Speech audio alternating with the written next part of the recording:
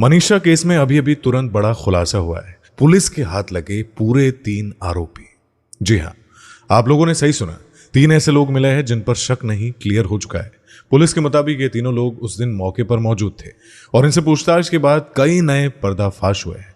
अब एक बड़ा सवाल यहां पर यह है कि आखिरकार कौन है ये आरोपी। ये जानने के लिए आपको इस कहानी को पूरा समझना होगा।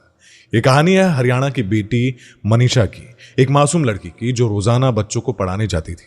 लेकिन एक दिन वो घर से निकली और कभी वापस नहीं लौटी।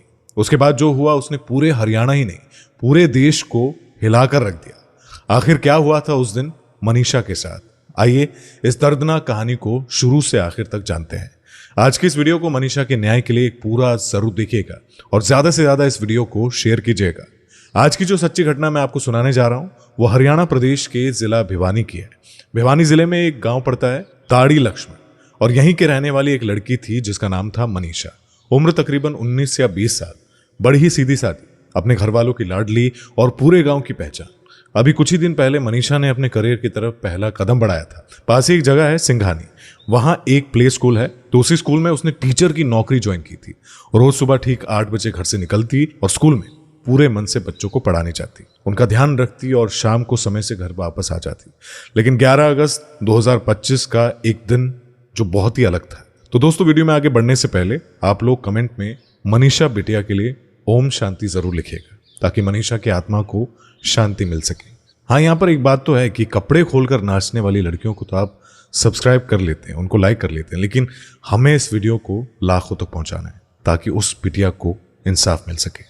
इसलिए आपसे हाथ जोड़कर विनम्र निवेदन है कि इस वीडियो को ज्यादा से ज्यादा लोगों तक शेयर करें ताकि ये बात आगे तक जा सके और उस बिटिया को, मनीषा को इंसाफ मिल सके। और ये काम तब होगा जब आप लोग इस वीडियो को लाइक करेंगे और हमारे इस चैनल को सब्सक्राइब भी करेंगे। और हमें पूरा भरोसा कि आप उस बिटिया के लिए 2 सेकंड देकर लाइक, सब्सक्राइब और शेयर जरूर करेंगे। तो चलिए दोस्तों, आगे बढ़ते हैं। तो 11 अगस्त के दिन वो रोज सुबह की तरह स्कूल गई। सुबह कुछ नॉर्मल था, मगर लगभग सुबह 11:25 पर उसने अपने पिता संजय को फोन किया। बोली कि पापा आज थोड़ा देर हो जाएगा, मुझे BSSC नर्सिंग का फॉर्म लेना है और भरना है, आप टेंशन मत लेना, मैं आ जाऊंगी। पिता ने भी प्यार से जवाब दिया और कहा कि कोई बात नहीं बेटा, आराम से आ जाना, कोई दिक्कत नहीं है। तो यहां पर ये जो बातचीत है यहीं पर खत्म हो जाती है। और संजय को जरा भी अंदाजा नहीं था कि ये उनकी बेटी की उनसे आखिरी लंबी बातचीत साबित हो सकती है। कुछ देर बाद मनीषा को एक फोन आता है। फिर वो घर से दोबारा फोन लगाती है। इस बार फोन उसकी मौसी उठाती है। मौसी पूछती है कि क्या हुआ बेटा? मनीषा कहती है कि मौसी जी, मैंने एक सूट ऑनलाइन ऑर्डर किया था, डिलीवरी वाला कभी भी आ सकता है, तो आप उसे ले लेना। मौसी थोड़ी बिजी थी और बोली कि अरे बेटा, हम तो अभी काम में लगे हैं और घर पर है भी नहीं, तू ऐसा करके अपने दादा का नाम बता देना, तो डिलीवरी वाला आकर सीधे दादाजी को दे देगा। तो मनीषा ने कहा कि ठीक है मौसी जी। मनीषा मुस्कुराकर कहती है और फोन रख देती है। उसके बाद वो फिर से अपने स्कूल के कामों में लग जाती है, बच्चों को पढ़ाने लग जाती है। और जैसे ही दोपहर पूरे 2:30 बज जाते हैं, रोज की तरह स्कूल की छुट्टी होती है। स्कूल वैन बाहर खड़ी थी। ड्राइवर से वो कहती है कि भैया, मुझे ना बस यहीं पास में ही जाना है, करीब 550 से 700 मीटर की दूरी पर एक आइडियल कॉलेज है, वहां से मुझे BSSC नर्सिंग का फॉर्म लेना है, उसने ऐसा कहा। और उसके बाद उसने कहा कि घर चले जाओ, मैं अपना काम करके आती हूँ। ड्राइवर ने कहा कि ठीक है बहन, और फिर वो गाड़ी लेकर चला जाता है। फिर धीरे धीरे समय बीतता है और शाम हो जाती है। शाम के करीब 6:38 का समय था। लड़की के पिता संजय के फोन पर एक मिस्ड कॉल आई उनकी बेटी की। तो मिस्ड कॉल देखते ही उन्होंने तुरंत कॉल बैक करने की कोशिश की, मगर उधर से फोन नहीं लगा। बार बार कोशिश करने पर भी कोई रेस्पॉन्स नहीं मिला। 6:38 में घंटी बजी। फिर 6:38 मतलब पूरा नहीं हुआ था कि कुछ सेकंड ही बचा था। तो मनीषा के पिताजी ने फोन उठाया और साथ ही साथ कॉल किया तो फोन बंद आ रहा था। अब ऐसा होने पर घर के अंदर बेचैनी से फैलने लगी। सब सोचने लगे कि आखिर बेटी इतना देर क्यों कर रही है, वो तो कभी भी इतना लेट नहीं होती थी। परिवार वाले आपस में चर्चा करने लगे, डिस्कस करने लगे कि अब किया तो किया क्या जाए। तभी संजय ने ठान लिया कि जितनी जल्दी हो सके मुझे वहीं जाकर देखना होगा कि आखिर हुआ क्या है। तो ऐसे में वो तुरंत सिंघानी की तरफ निकल पड़े। वहां जाकर उन्होंने सबसे पहले उस प्ले स्कूल के स्टाफ से बातचीत की जहां उनकी बेटी काम करती थी। उन्होंने पूछा कि भाई साहब, मेरी बेटी आज घर क्यों नहीं पहुंची है? आपको कुछ जानकारी है कि वो कहां गई थी? लेकिन किसी को कोई ठोस जानकारी नहीं थी। तो ऐसे में टेंशन और ज्यादा बढ़ी। संजय ने 112 नंबर डायल किया और पुलिस से मदद मांगी। कुछ ही देर में पुलिस मौके पर आ पहुंची। गाड़ी में एएसआई अनूर, कांस्टेबल पवन और एसपीओ धर्मेंद्र मौजूद थे। अब उम्मीद थी कि पुलिस गंभीरता से इसकी तलाश शुरू कर देगी, लेकिन उनके रवैया ने संजय का यहां पर दिल तोड़ दिया। बातचीत में उन्होंने बेहद गैर जिम्मेदाराना और शर्मनाक बातें कही। उन्होंने कहा कि तुम्हारी लड़की भाग गई होगी, आ जाएगी। जब संजय ने ये बातें सुनी तो वो बहुत गुस्से में आ गया। भाग गई होगी, वो आ जाएगी? क्या मतलब है आपका? मतलब 1-2 दिन या 2-4 दिन के अंदर आ जाएगी? बोला ना, क्यों घबरा रहे हो? तो मनीषा के पिताजी ने बहुत रिक्वेस्ट की, बहुत कुछ कहा। तो ऐसे में पुलिस वाले को रिपोर्ट करके जहां जहां तलाशी करनी थी, जो कुछ अपना काम करना था ईमानदारी और शिद्दत के साथ, वो उन्होंने वैसा नहीं किया। तो उन्होंने बस थोड़ी बहुत औपचारिकताएं दिखाई। तो ऐसे में जब वो लोग आइडियल कॉलेज पहुंचे और वहां के स्टाफ से मिले, तो मनीषा के पिता पुलिस वालों का ये अंदाज देखकर हैरान रह गए। वो हंसी मजाक कर रहे थे, पीठ पर हाथ मार रहे थे, जैसे बरसों पुरानी जान पहचान हो। वहीं दूसरी ओर एक पिता अपनी बेटी को लेकर परेशान था। तो पुलिस वाले ने उनके साथ बातचीत की और बस यही बोला कि ठीक है, कोई नहीं, फिर मिलेंगे, हम वहां जरूर आएंगे। और उसने ऐसे कंधे पर हाथ मार के बोला, घर पर बैठकर आपसे बातें करेंगे। तो ऐसे ऐसे मनीषा के पापा से बातचीत हुई। आखिरकार रात के लगभग 10 बज गए। तब उन तीनों पुलिस वालों ने संजय से कहा कि हमने तो अपनी तरफ से पूरी कोशिश कर ली है, अब आप एक काम कीजिए कि नजदीकी लोहारू थाने जाइए और वहां जाकर एफआईआर दर्ज कराइए। संजय ने फिर अपने पिताजी से बातचीत की। उनके साथ 1-2 साथी थे। उन्होंने भी कहा कि अब तो रात बहुत हो गई है, क्यों ना सुबह चलकर एफआईआर करें। सबने यही सोचा कि सुबह जाकर देखेंगे। फिर भी रात में जितना हो सकता था उन्होंने खुद अपनी तरफ से तलाश करने की कोशिश की। 12 अगस्त 2025 की सुबह करीब 8:47 का समय था। उसी दिन संजय सिंह अपने परिवार के साथ, कुछ चाचा और करीब के 2 साथियों के साथ थाने पहुंच गए। उसने पुलिस को बताया कि उसकी बेटी लापता हो गई है, गायब हो गई है। लेकिन यह सुनकर भी पुलिस ने फुर्ती नहीं दिखाई। सुबह से शाम हो गई, कब पूरा दिन निकल गया और कब रात के 7:02 हो गए, किसी को पता ही नहीं चला। संजय को बस थाने में इधर उधर चक्कर कटवाए जाते। आखिरकार देर रात को एफआईआर दर्ज की गई। एएसओ अशोक कुमार ने एफआईआर दर्ज की और जांच की जिम्मेदारी एएसआई शकुंतला को सौंप दी गई। लेकिन अफसोस, जितनी शिद्दत और ईमानदारी से एक बेटी की गुमशुदगी की जांच होनी चाहिए थी, उतनी गंभीरता से जांच नहीं की गई। और हद तो तब हो गई जब थाने के अंदर ही बातें होने लगी कि शादी विवाह करके भाग गई होगी, पिकनिक मनाने गई होगी, वापस आ जाएगी। ये सब सुनकर पिता का दिल टूट गया, आंखें नम हो गई। उन्होंने सोचा कि आखिर मैं करूं तो क्या करूं, मैं पुलिस से मदद मांग रहा हूं और यही लोग कह रहे हैं कि मेरी बेटी कहीं पिकनिक मनाने चली गई होगी या किसी से शादी करके भाग गई होगी। तो क्या हर बेटी ऐसी होती है? यह सवाल उसके दिल को चीरने लगा। संजय खुद कॉलेज गए, प्ले स्कूल गए, सीसीटीवी फुटेज की मांग की, लेकिन उसे टाल दिया गया। बस इतना कहा गया कि दिखा देंगे, बड़े अधिकारी आएंगे तब मिलेगा। इस तरह की बातें सुनकर वो और निराश हो गया, लेकिन उसने हिम्मत नहीं छोड़ी। 13 अगस्त 2025 की सुबह की ये बात है। वो फिर उसी स्कूल की ओर गए, ये जानने के लिए कि कहीं सीसीटीवी फुटेज में उनकी बेटी दिखे तो सही। इसी बीच अगर पुलिस चाहती तो उसकी बेटी का सीडी निकलवा सकती थी, लोकेशन ट्रेस कर सकती। लेकिन पुलिस ने मामले को गंभीरता से नहीं लिया। इसी बीच 13 अगस्त 2025 को लोहारू थाना क्षेत्र गांव के सिंघानी की नहर के पास एक बॉडी बरामद हुई। गांव वालों ने तुरंत पुलिस को सूचना दी। जांच अधिकारी एएसआई शकुंतला ने संजय को फोन किया और कहा कि संजय, आपको तुरंत आना होगा, हमें एक बॉडी मिली है, जरा देख लीजिए कि कहीं ये आपकी बेटी की तो नहीं है। ये सुनकर संजय के पैरों तले से जमीन खिसक गई। उसका पूरा परिवार रोता बिलखता रहा और वहां पहुंचा। बेटी के कपड़ों से उन्होंने उसकी पहचान की, लेकिन जिस रूप में बेटी की लाश मिली, उसकी आंखें बाहर निकली हुई थी, फूड पाइप की नली, भोजन नली बाहर खींची हुई थी। उसकी गर्दन पर चांद जैसे आकार का एक गहरा जख्म था, करीब 30 सेंटीमीटर चौड़ा और 7 सेंटीमीटर लंबा। बेटी की लाश देखकर गांव वाले भी स्तब्ध हो गए।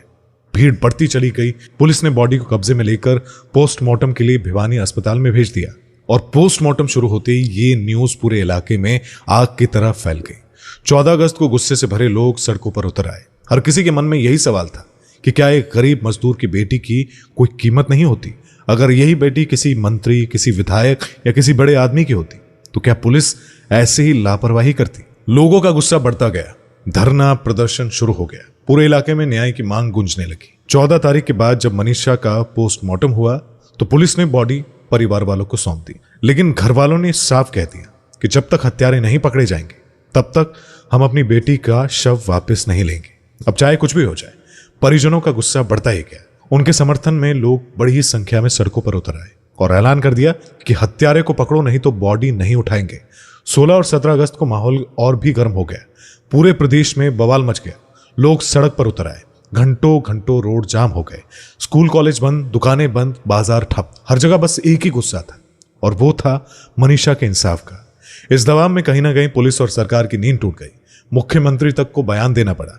बड़े बड़े अफसर, चाहे एसपी हो, आईजी हो या डीआईजी हो, सब मौके पर पहुंचकर आश्वासन देने लगे कि ईमानदारी से जांच होगी और जल्द ही आरोपियों को गिरफ्तार किया जाएगा। इसी बीच कार्रवाई भी हुई। इसी बीच एसपी मनवीर सिंह का तबादला कर दिया गया और 2014 बैच के आईपीएस सुमित कुमार को चार्ज सौंपा गया। एसआईओ अशोक कुमार को लाइन हाजिर कर दिया गया। एसआईओ शकुंतला, जो इस केस को लापरवाही से देख रही थी, उसे सस्पेंड कर दिया गया। इसी तरह पीसीआर पर मौजूद एएसआई अनूप, कांस्टेबल पवन और एसपीओ धर्मेंद्र को भी सस्पेंड कर दिया गया। लेकिन जनता यहां पर और भड़क गई। उनका कहना था कि ट्रांसफर कर दोगे फिर से चार्ज मिल जाएगा, सस्पेंड कर दोगे बाद में बहाल हो जाएगा। लेकिन क्या हमारी बेटी वापस आ जाएगी? अगर पहले ही ईमानदारी से काम होता तो शायद वो जिंदा होती। इस गुस्से की लपट झज्जर, जिंद, फतेहाबाद तक फैल गई। पक्ष हो या विपक्ष, रोडवेज यूनियन, छात्र छात्राएं, व्यापारी, सब सड़कों पर उतर आए। देखते ही देखते पूरा प्रदेश ही नहीं, आसपास के राज्यों तक में लोग एक सुर में बोलने लगे, ईमानदारी से जांच करो, हथियारों को पकड़ो। जब तक ऐसा नहीं होगा तब तक बॉडी नहीं लेंगे, अंतिम संस्कार नहीं करेंगे। पहला पोस्टमार्टम भिवानी जिला अस्पताल में हुआ। पहली पोस्टमार्टम रिपोर्ट आने के बाद गांव का माहौल और भी उथल पुथल गया। डॉक्टरों ने साफ लिखा था कि शरीर पर जो गहरे घाव थे उनमें से ज्यादातर ऐसे लगते थे कि जैसे जानवरों ने नोचा हो। गले पर हथियार के वार के निशान नहीं मिले। यौन शोषण का भी कोई सबूत नहीं है। लेकिन जैसे ही ये रिपोर्ट बाहर आई, गांव के लोग भड़क उठे। लोग कहने लगे कि इतनी बुरी हालत में लड़की का शव मिला और डॉक्टर कह रहे हैं कि यह जानवरों की वजह से है। अगर ये यौन शोषण और जघन्य अपराध नहीं है तो फिर क्या है? रिपोर्ट में ये क्यों नहीं लिखा गया? सच को छुपाने की कोशिश की जा रही है। परिवार का गुस्सा भी 7वें आसमान पर था। भीड़ बढ़ने लगी, नारे लगने लगे। दबाव इतना बड़ा कि सरकार को पीछे हटना पड़ा। तो आखिरकार फैसला हुआ कि शव का दूसरा पोस्टमार्टम करवाया जाए। शव को पीजीआईएमएस रोहतक भेजा गया। रोहतक के डॉक्टरों की टीम ने बारीकी से जांच की। रिपोर्ट आई, बलात्कार, यौन हिंसा का कोई सबूत नहीं है। गर्दन और शरीर पर जो चोट दिख रहे हैं, हथियार से नहीं बल्कि जानवरों के नोचने जैसे हैं। लेकिन इस बार एक और चौंकाने वाली बात सामने आई। यह घटना यौन शोषण या हिंसा से जुड़ी नहीं है, बल्कि मौत का रीजन हानिकारक दवा का सेवन बताया गया है। ये रिपोर्ट आते ही गांव में एक और बड़ी हलचल मच गई। गांव वाले ये मानने को तैयार ही नहीं थे। उसके बाद जब मामला लगातार बढ़ता चला गया तो 18 अगस्त 2025 के दोपहर के आसपास सोशल मीडिया पर एक पत्र बहुत तेजी से वायरल होने लगा। हालांकि इससे एक दिन पहले डॉग स्क्वाड और पुलिस की टीम ने नहर के आसपास का पूरा इलाका जहां से बॉडी मिली थी छान मारा था। हर जगह पड़ताल हुई, लेकिन कोई ठोस सबूत नहीं मिला। कहा जा रहा था कि कुछ सबूतों को छुपाने की कोशिश भी हुई, लेकिन कई अहम सुराग ऐसे थे ही नहीं जिन्हें आसानी से जुटाया जा सके। 18 अगस्त को जब सोशल मीडिया पर वो पत्र वायरल हुआ तो उस लेटर में लिखा था, सॉरी मम्मी पापा, मेरी वजह से मैं आप दोनों को तकलीफ में नहीं देख सकती।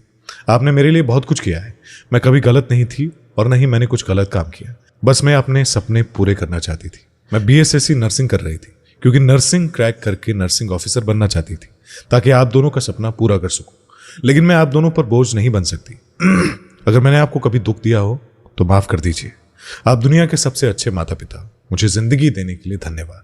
आपने मुझे राजकुमारी की तरह पाला, और अगर कोई हो तो प्लीज मेरे पेरेंट्स का ख्याल रखना। ऐसा पत्र सोशल मीडिया पर वायरल हुआ। लेकिन यह पत्र असली है या नकली, इस पर भी सवाल खड़े हैं।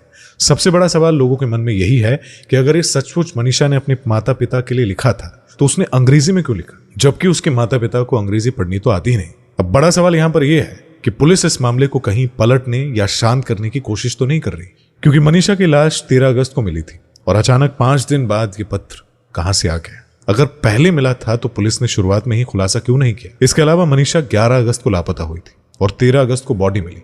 सवाल यह भी है कि अगर शव 2 दिन तक खेत में पड़ा रहा तो उस दरमियान किसी की नजर क्यों नहीं पड़ी, क्योंकि वो जगह एक आम रास्ता था और वहां से कई लोग आते जाते थे। लाश पर गले में गहरे जख्म के निशान भी मिले। इस बीच इस केस में एसपी का ट्रांसफर हुआ और कई पुलिस वाले सस्पेंड हुए। अगर ये पत्र शुरू में पुलिस के पास था तो उन्होंने शुरू में इसे सार्वजनिक क्यों नहीं किया। 4 दिन से मामला राजनीतिक रंग ले रहा था। विपक्ष के नेता धरने पर बैठ रहे थे, तो ऐसे में पुलिस ने पहले ही स्थिति साफ क्यों नहीं की। परिवार और जनता की लगातार मांग के बाद अब सरकार ने इस मामले की जांच सीबीआई को सौंप दी है। तो ऐसे में आगे देखना होगा कि जांच में अब नए क्या क्या खुलासे सामने आते हैं। अगर आपने अभी तक वीडियो को लाइक नहीं किया है तो कृपया वीडियो को लाइक और चैनल को सब्सक्राइब जरूर करें।